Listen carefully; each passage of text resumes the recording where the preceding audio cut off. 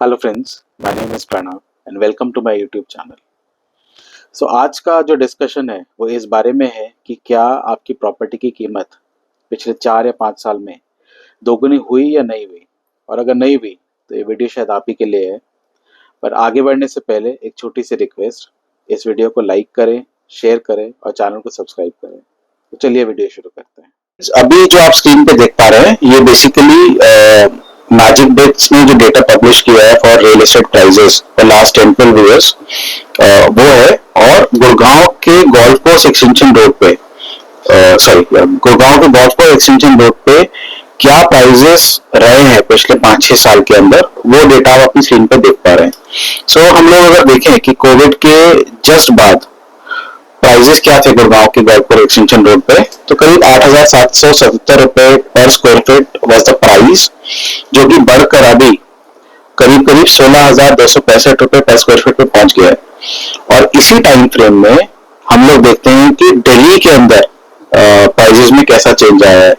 So Delhi during the same time frame the average prices were about 9,432 rupees per square feet. ये हम लोग बात कर रहे हैं जनकपुरी की। और अभी जो जनकपुरी में प्राइजेस चल रहे हैं वो करीब 12,481 रुपए पर स्क्वायर फीट पे पहुंच गए हैं। ऐसे हम लोग दिल्ली का किसी और एरिया में भी देखते हैं। एक बार देखते हैं पश्चिम बिहार में क्या प्राइजेस हैं। Paschim Vihar during the same period the prices were about 9,238 rupees square feet, जो कि अभी बढ़कर 11,185 रुपए पर स्क्वायर फीट पे प्राइजेस पहुंच गए। सो दिल्ली में भी प्राइजेस में रन अप हुआ है, बट वो उतना नहीं हुआ जितना कि हम लोग को गुड़गांव में देखने के लिए मिला। गुड़गांव में जो प्राइजेस थे वो करीब करीब डबल हो गए पिछले 4 से 5 साल के अंदर।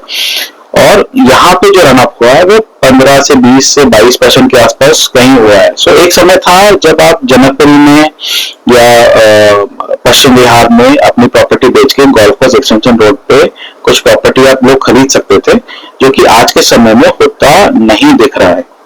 सो यदि आपके पास भी ऐसी कोई प्रॉपर्टी है या आपकी प्रॉपर्टी में भी इतना रनअप नहीं हुआ है जितना कि गुड़गांव में हुआ है, और पैन इंडिया बहुत सारे शहरों में वो रनअप हुआ है क्योंकि रियल एस्टेट अभी एक बुल रन के अंदर है, क्या कारण है कि आपकी प्रॉपर्टी में वो रनअप नहीं हुआ है?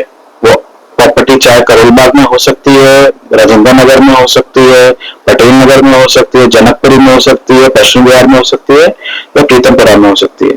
तो उन कारणों को जानना बहुत जरूरी है। पहला कारण आपकी प्रॉपर्टी के प्राइजेस ना बढ़ने का वो है कि आपके इलाके में जो प्रॉपर्टी ट्रांजैक्शंस हैं वो मेजरली कैश में हो रहे हैं। सो एक समय था जब ये जनरली एक्सेप्टेड नॉर्म था कि आप प्रॉपर्टी कैश में खरीद बेच सकते हैं, लेकिन अभी 2018 के बाद से ये जो ट्रेंड है ये बहुत मेजरली चेंज होने वाला है। अब ना ये ट्रांजैक्शन करना इतना आसान रहेगा, और इसके ऊपर नेचुरली पहले भी कोई लीगल प्रोटेक्शन नहीं था, आगे जाके ये और मुश्किल होने वाला है। जैसा कि आपको पता है कि सरकार अभी डायरेक्ट टैक्स कोड लेकर आने वाली है, और अब तक ऐसा होता है कि 50 लाख या उससे ऊपर की जितनी कीमत की आपकी प्रॉपर्टी है उन सब पे आपको 1% टीडीएस सरकार को जमा कराना होता है on the behalf of the seller. Now ये जो TDS का रिक्वायरमेंट है ये एक्सटेंड होने हो सकता है कि हो जाए सभी तरीके के प्रॉपर्टी के लिए इरेस्पेक्टिव ऑफ देयर वैल्यू। अब इससे होगा क्या कि अभी तक आप क्या करते थे कि आप बयाना जो था, जो एग्रीमेंट टू सेल था, वो आप एक वैल्यू का करते थे और रजिस्ट्री एक अलग वैल्यू की जाके करा लेते थे और बीच में ये ट्रांजैक्शन को सेटल करते थे। लेकिन अभी जैसे ही आप एग्रीमेंट टू सेल आप करेंगे, आप बयाना सामने वाली पार्टी से लेंगे, उस बयाने पर आपको टीडीएस एक सरकार को जमा कराना है और सरकार को डिस्क्लोज करना है कि ये ट्रांजैक्शन की वैल्यू कितनी है। और बाद में अगर मान लीजिए वो जो एग्रीमेंट टू सेल है या बयाना है आपको एग्जीक्यूट कराना है और उसमें कोई डिस्प्यूट होता है, तो सरकार आपसे पूछेगी कि भाई प्रॉपर्टी ट्रांजैक्शन वैल्यू क्या है। अगर वैल्यू जितनी है, जितनी आपने एटीएस में लिखी है, अगर उतनी ही है तो फिर आपको पूरा ट्रांजैक्शन वाइड से करना पड़ेगा। अदरवाइज अगर आपने एटीएस अगर जिस जिस भाव पे आपने रजिस्ट्री कराई है उसके हिसाब से आपने टैक्स जमा करा दिया और फिर कोई डिस्प्यूट हुआ तो सरकार आपसे पूछेगी कि भाई आपने टैक्स कम क्यों जमा कराया। तो ये ट्रांजैक्शंस करना वैसे ही बहुत मुश्किल हो जाएगा आने वाले टाइम के अंदर। और दूसरा एक पॉइंट कि आप खुद सोचिए कि अ, क्योंकि सरकार 2 बार नोटबंदी कर चुकी है, 500 और 1000 के नोट बंद हो चुके हैं 2018 में, और 2023 में 2000 का नोट भी बंद हो गया था। छोटे नोटों में बड़े ट्रांजैक्शंस करना, उनको कैश को स्टोर करना, मोबिलाइज़ करना, उसमें पेमेंट करना itself will be very, very difficult, और यही एक कारण है कि आपकी कीमतें नहीं बढ़ेंगी, बिकॉज़ ये काम ही इतना मुश्किल हो जाएगा, कोई इस पे आके आपको प्रीमियम नहीं देने वाला है। दूसरा दूसरा फैक्टर जो है आपकी प्रॉपर्टी की कीमत ना बढ़ने का, वो है कि हर इलाके में एक अंडरलाइंग स्टोरी होती है। तो गुड़गांव अगर आप देखें, गोल्फ कोर्स रोड हो गया या द्वारका एक्सप्रेसवे हो गया, या देश के बाकी शहर, बैंगलोर ले लीजिए, पुणे ले लीजिए, वहाँ पे एक नई डिमांड जो है वो क्रिएट हो रही है। लोग जो अलग-अलग कंपनीज़ में वहाँ काम करते हैं, आईटी सेक्टर में है, कॉर्पोरेट्स में है, वो वहाँ पे आके प्रॉपर्टी खरीद रहे हैं। लोगों की सैलरीज़ हैं वहाँ पे 40 लाख, 50 लाख, 1 करोड़ रुपया पर एनम, एंड वो जाके वहाँ पे डिमांड क्रिएट कर रहे हैं। इसके बनस्पत दिल्ली में ऐसा कुछ नहीं हो रहा है। ऐसा नहीं हो रहा है कि आईआईटी आईएम से कोई लड़का अभी पास आउट होकर निकला है और वो यहाँ पे प्रॉपर्टी खरीदना चाह रहा हो। यहाँ प्रॉपर्टी क्यों खरीदी जा रही है? लेट्स से कुछ इलाकों में जैसे करोल बाग हो गया, तो लोग बोल रहे हैं कि नहीं, यहाँ पे एक कमर्शियल एक्टिविटी चल रही है, मार्केट है, और मार्केट जो है ये बढ़ने के कारण यहाँ पे दाम बढ़ेंगे। ऐसा नहीं है। क्यों? क्योंकि अभी जो डिजिटल इकोनॉमी का जो पेनिट्रेशन है हमारे जीडीपी में वो कम है। 2030 तक ये करीब 30%, 40% कहीं पर हो जाएगा।